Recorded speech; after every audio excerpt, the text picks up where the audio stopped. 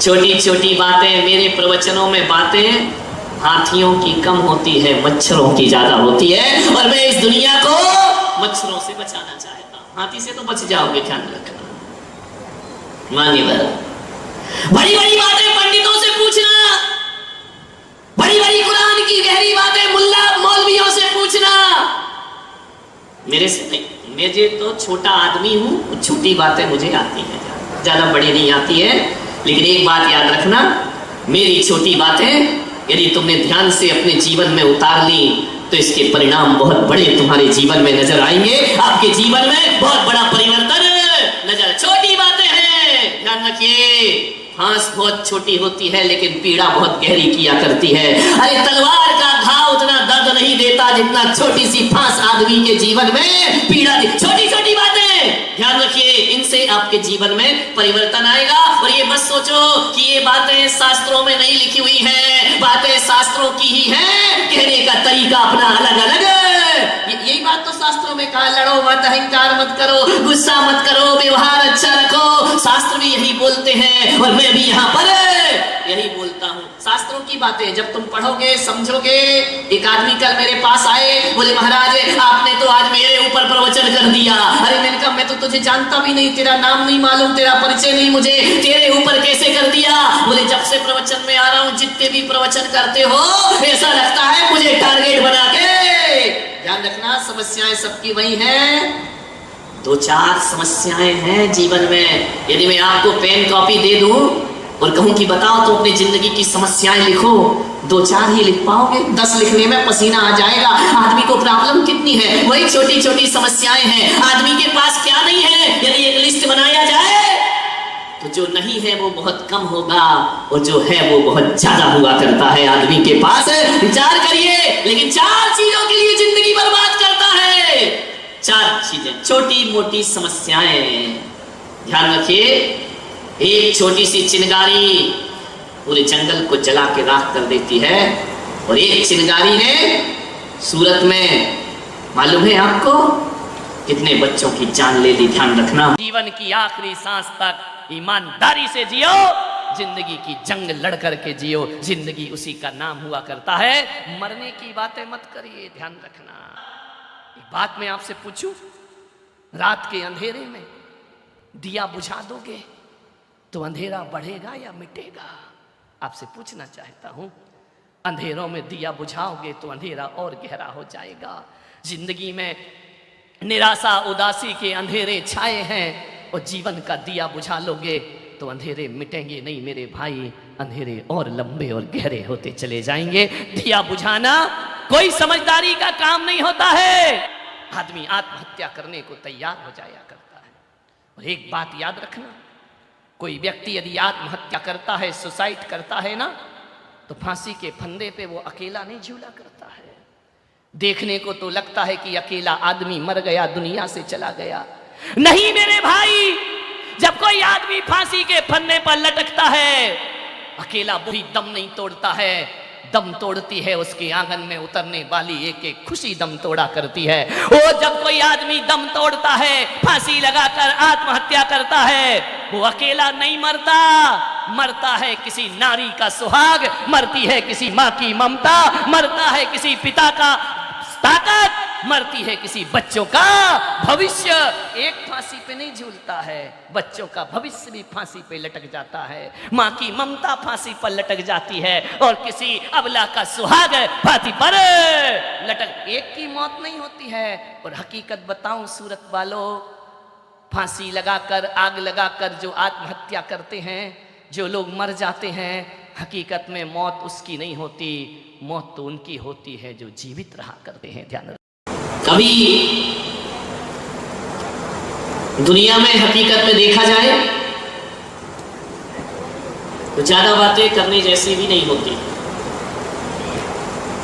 2-4 बातें ही हैं दुनिया में जो करने जैसी होती हैं, शेष तो सब बातों की बारात हुआ करती है। हालांकि बोलने को कहा जाए तो मैं इतना बोलूंगा, इतना बोलूंगा, इतना बोलूंगा, लेकिन उसकी आवश्यकता नहीं है। मैं इतनी कहता हूं, मैं यहां बैठकर समय सार की गाथाएं, गीता के श्लोक कुरान की आयतें सुना सकता हूं, लेकिन जहां तक मैं सोचता हूं कि बड़ी बड़ी बातों से बहुत बड़ी क्रांतियां नहीं हो पाई, छोटी छोटी बातों ने आदमी के जीवन को बदल के रख दिया है।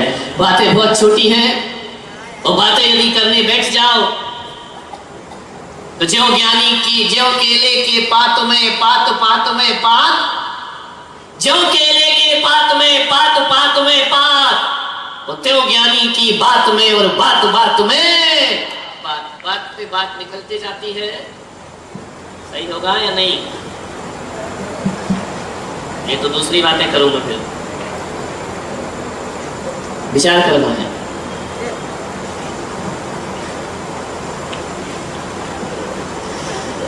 छोटी छोटी बातों को कभी जीवन में नजरअंदाज मत करो। बातें छोटी होती हैं लेकिन परिणाम बहुत बड़े हो जाते हैं। यहां इतने लोग बैठे हुए हैं, मैं आपसे पूछना चाहता हूं, बताना मुझे, इतनी लोग यहां बैठे इस पंडाल में, आज तक किसी को हाथी ने काटा? यहां रोज हाथी घूमता है, उसके बाजू से भी निकल जाओ, उसके ऊपर भी लोग बैठ जाते हैं, जुलूस में भी आगे चलता है। कभी किसी को हाथी ने काटा? अजित, हाथी ने? नानू, महिलाओं को हाथी ने किसी को नहीं काटा। शायद कोई भी नहीं होगा पूरी जिंदगी 100 साल की जी लेगा, हाथी ने किसी को नहीं काटा होगा। हाथी बहुत बड़ा प्राणी है ना, किसी को नहीं काटता है। फिर एक बात बताओ, किसी को मच्छर ने काटा? बोलो, एक आध बार जिंदगी में कभी? जिन जिन को काटा हाथ उठाओ जरा। ओ मेरे बाप, सबको मच्छरों ने काटा है।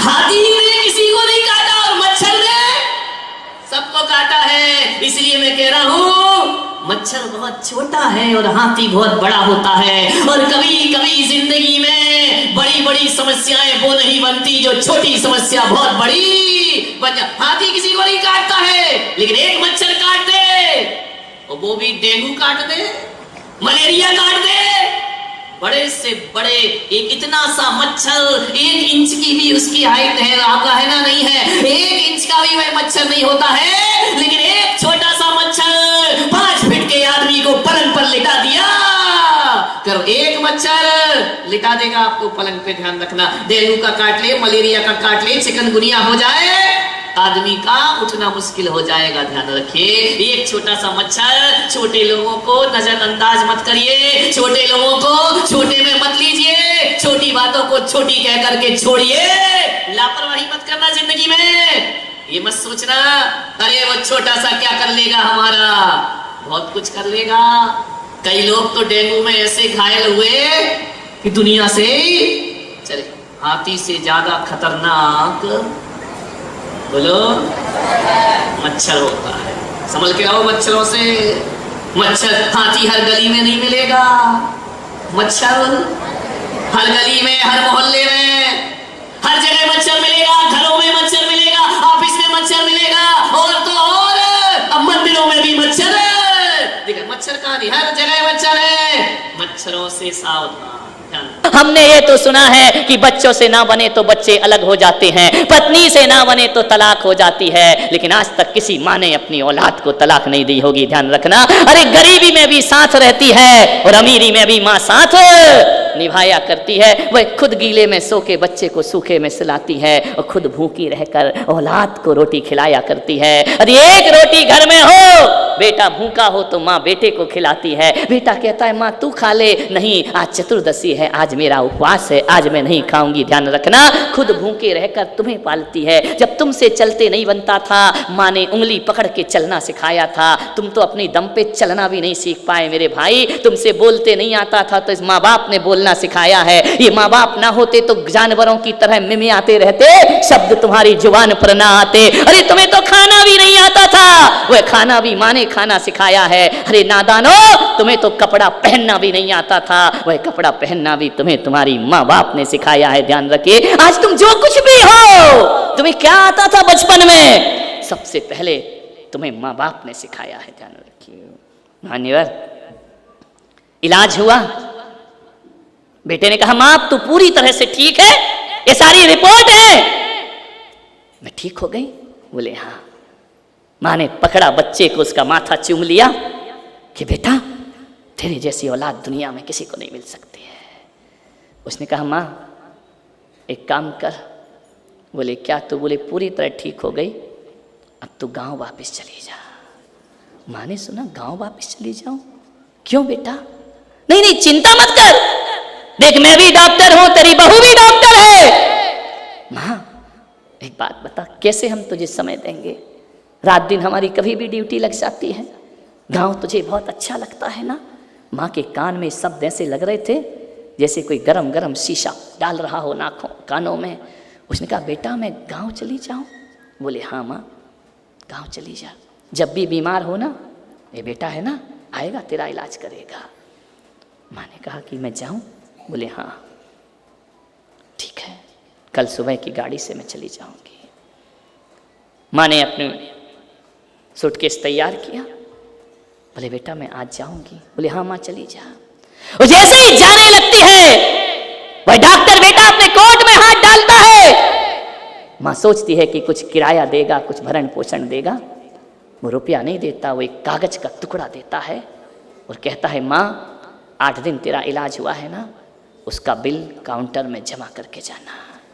मैंने तुझे दवाइयां दी है उसका बिल दे के जाना, डॉक्टरों की फीस दे करके जाना। माँ जो कुछ भी हो, इस अस्पताल के यही कायदे हैं कि जो भी हो बिल चुका के जाना पड़ेगा। माँ ने पर्चा हाथ में लिया, एक निगाह पर्चे पे डालती है, एक बेटे पर डालती है। माँ देखती है एक हाथ में बिल है और सामने खड़ा मेरा दिल है, ये बिल मांग रहा है मुझसे। माँ की आंखें भर आईं, माँ की जमीन खिसकने लगी पैरों तले। उसने कहा कि गांव वालों मैं वहीं मर जाती तो अच्छी होती, कम से कम ये दिन मुझे देखने को नहीं मिलते। मेरी औलाद मुझसे बिल मांग रही है। उसने कहा बेटा जो माँ तुझे डॉक्टर बना सकती है ना, वो माँ तुझे बिल भी चुका सकती है, ध्यान रखना। बस मुझे गांव जाने की मोहलत दे दे, तेरा पैसा मैं, ध्यान रखना, एक वचन देकर जाती हूँ, सांस बाद में छोड़ूंगी, तेरा पैसा पहले चुकाऊंगी, ध्यान रखना। मैं मरने से पहले तेरा एक एक पाई चुकाऊंगी, बस बेटा मुझे घर जाने की मोहलत दे दे, ध्यान रखना। मैं गरीबी में तुझे पढ़ा सकती हूँ तो दवाइयों का बिल मेरे लिए कौन सी बड़ी बात है, ये बिल मैं जरूर चुकाऊंगी। उस बेटे ने निगाहें नीची कर ली। मैं तेरा बिल जरूर दूंगी, लेकिन आज ये माँ तुझसे कहती है गांव जाने से पहले ऐसी निकम्मी औलाद पैदा हो गई इस धरती पर जो माँ बाप से पैसा मांगा करते हैं, ध्यान रखना। बचपन में भी पैसा मांगा, जवानी में भी पैसा मांगा, बुढ़ापे में भी पैसा मांगा। तुमने अपने माँ बाप को दिया क्या है अपनी जिंदगी में, ध्यान रखना। लिया ही लिया है, रातें कुर्बान की है उस माँ ने तुम्हारे लिए। उस माँ से बिल मांगते हो दवाई का, उस माँ से कहते मकान मेरे नाम कर दे, उस माँ से कहते दौलत मुझे दे दे। मान्यवर आपसे निवेदन, उस माँ ने कहा बेटा मैं भी तेरी माँ हूं, जरूर बिल चुकाऊंगी, लेकिन एक पर्चा यदि माँ दे देती ना कि बेटा तू 8 दिन का किराया मांग रहा है अस्पताल का, बोल मैं 9 महीने का किराया मांगती हूँ अपने कोख का। है तेरी तिजोरी में इतना धन? मैं आपसे पूछता हूँ औरंगाबाद वालों, कितने भी करोड़पति बन जाना, माँ की कोख का किराया चुका सको, इतनी बड़ी दौलत भगवान ने किसी को नहीं बख्शी इस धरती पर, ध्यान रखना। तुमने कह दिया कि दवाइयों का बिल दे, और माँ एक पर्चा पकड़ाती कि मैंने तुझे बचपन में अपनी आंचल का दूध पिलाया है, ए बच्चे मुझे मेरे दूध का बिल दे दे। ये 10 यदि सामने आ जाए ना तो सारी दौलत मिट्टी का ढेर बन जाएगी। बाजार में गाय का दूध मिलेगा, बकरी का मिलेगा, भैंस का मिलेगा, बाजार में माँ का दूध नहीं मिला करता है, ध्यान रखिए। उस दूध का किराया तुम्हारे पास है। तुम्हारी माँ कह दे कि बोल मैंने तेरे लिए रातें जाग जाग कर काटी हैं, उसका पैसा चाहिए मुझे, और माँ कह दे कि मैंने तेरे गंदे कपड़े धोए हैं, उसका बिल चाहिए मुझे। तो बोलो यहाँ इस बैठी भरी सभा में और यूट्यूब से सुन रहे लाखों लोग, मैं प्रश्न करना चाहता हूँ, क्या तुम्हारी तिजोरी में इतना धन है माँ की रातों के पैसा चुका सको? है, ध्यान रखना। तुम्हारे पास इतनी दौलत है, माँ के अरमानों ने जिसने तुम पर लुटाए हैं, जीवन बर्बाद किया है, वो दे सको, ध्यान रखना। मैं आपसे एक ही निवेदन कहता हूँ, ऐसी निकम्मी नपुंसक औलादें जो माँ बाप को बिल दिया करते हैं बुढ़ापे में, ध्यान रखिए। अरे माँ बाप के तो इतने एहसान होते हैं कि अपने शरीर की चमड़ी उतार कर 10 जन्म भी जूतियाँ पहनाओ, तो भी माँ के ऋणों से कोई मुक्त नहीं हो सकता इस संसार में, ध्यान रखिए। माँ को जवाब देते हो, जिसने तुम्हें बोलना सिखाया उसे चुप कहते हो, तुम्हें शर्म नहीं आती है? ध्यान रखना, कैसे तुम माँ बाप से प्यार करते हो। एक बूढ़ा बाप यदि एक चीज को 2 बार पूछ ले तो बेटे को गुस्सा आता है। तुम्हें याद है वो दिन जब बचपन में एक चिड़िया आती थी तुम्हारे घर में, तुमने छोटे थे तो पूछा था पापा ये क्या है? पापा ने कहा बेटा चिड़िया है। थोड़ी देर बाद फिर आई चिड़िया, आपने कहा पापा ये क्या है? पापा ने कहा बेटा ये चिड़िया है। चिड़िया 10 बार आई, तुमने 10 बार पूछा, पापा ने कहा बेटा ये चिड़िया है। 10 बार पापा ने बोला, गुस्सा नहीं आया। लेकिन आज बुढ़ापे में बाप एक बात को 2 बार पूछ ले, बेटे को गुस्सा क्यों आ जाता है? बेटा क्यों कहता है? तुमको एक बार का समझ नहीं आता क्या? बार बार वही बात बोलना पड़ती है पापा, तुम्हें एक बार का समझ नहीं आता। यदि बचपन में बाप ने कह दिया होता तुझे एक बार का समझ नहीं आता, आज किस पर अकड़ते हो तुम? ये माँ बाप यदि तुम्हें पालते नहीं ना, जन्म दे के किसी कचड़े घर में फेंक आते तो किस पर अकड़ते तुम? ध्यान रखिए, माँ बाप के दम पर अकड़ रहे हो ना तुम। मान्यवर, मेरा आपसे निवेदन है, लाखों रुपए कमाना बहुत आसान है, एक बच्चे को पालना बहुत कठिन काम हुआ करता है। ध्यान रखना, करोड़पति बनना बहुत आसान है, लेकिन एक बात ध्यान रखना, अपने माँ बाप को इज्जत देना बहुत कठिन काम होता है। दुनिया से सम्मान बटोर सकते हो, लेकिन माँ बाप, ध्यान रखना, भगवान के मंदिर जाते हो ना, भिखारी की तरह, भगवान मांगने के बाद देता है, गुरु मांगने के बाद देता है, बहन भाई मांगने के बाद देते हैं। माँ ऐसी भगवान है जो बिना मांगे बच्चे को सब कुछ दे दिया करती है। मांगने की जरूरत नहीं पड़ती है, माँ सब कुछ दे दिया करती है। मैं आपसे निवेदन करता हूं, हिंदू बनो, मुसलमान बनो, जैन बनो, सिख बनो, ईसाई बनो या ना बनो, धार्मिक बनो या ना बनो, मैं हर जन्मेदनी से यही कहता हूं, हर बेटे को इस जन्म में कोई बड़े ऑफिसर कलेक्टर बन पाओ या ना बन पाओ, हर बेटे को अपने माँ बाप का श्रवण कुमार जरूर बनना चाहिए। ध्यान रखना है, आज इस देश को श्रवण कुमारों की जरूरत हुआ करती है। ध्यान रखिए। एक अपनी बात समाप्त करता हूँ, समय ज़्यादा हो गया है। एक बेटे ने बहुत अच्छा ऑफिस खोला, पिता को बुलाया कि पिताजी आओ देखो मैंने कितना कमाया है, कितना बड़ा आदमी बन गया, मेरे ऑफिस का उद्घाटन करो।